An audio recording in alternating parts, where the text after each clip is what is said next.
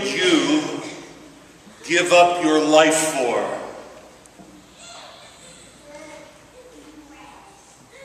Who would you give up your life for? And to answer that question, I think you have to be able to answer the question first, who is in our care? Could it be the woman who is checking out your groceries at Fisher's or at Giant Eagle?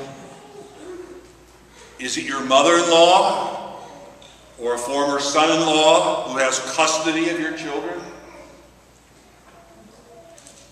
Is it an elderly parent whom you feel neglected you growing up and now is reaching out to you because of age and infirmity? Is it a neighbor kid who pulled up your flowers this past week?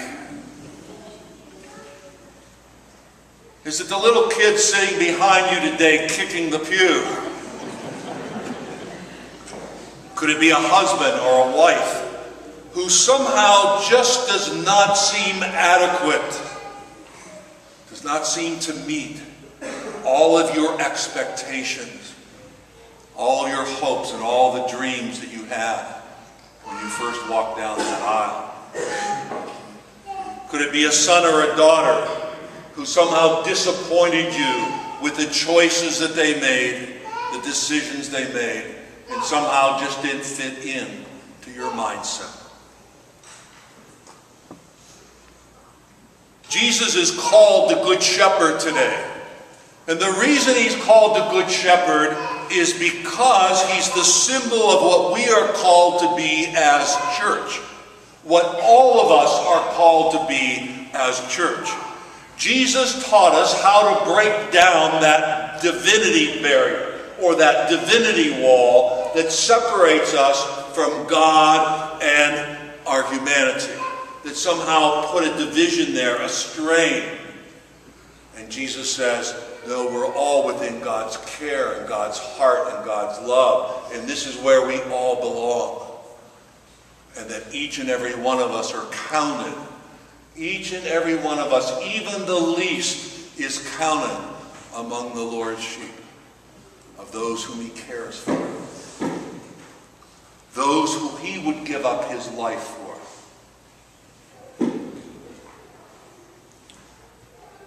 And so nothing should separate this community from the care of those who have no one to care for them.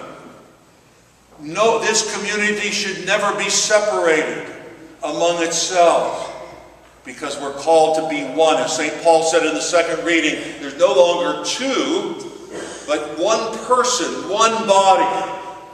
It's the person of Jesus Christ present in this world.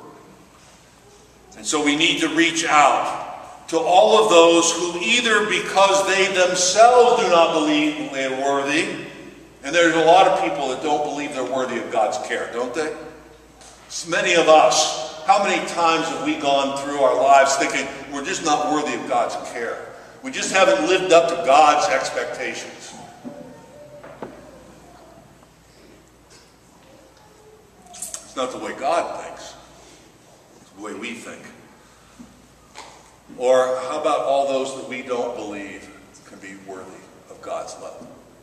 So many. I have the example of Mother Teresa up there on the screen. She just believed that every single person was within God's care. But we need to hold each person in our heart. We need to open our hearts so that people can be held within their hearts. The first reading from Jeremiah talk about the miserable shepherds, and he says, you are condemned because you don't care for your people. You don't care. You don't care. You don't care. Jesus showed us when he got off that boat today, he got off and it said he was moved with pity. That word means it was a gut-wrenching. He felt it in the gut as he looked and he saw the people who were not cared for.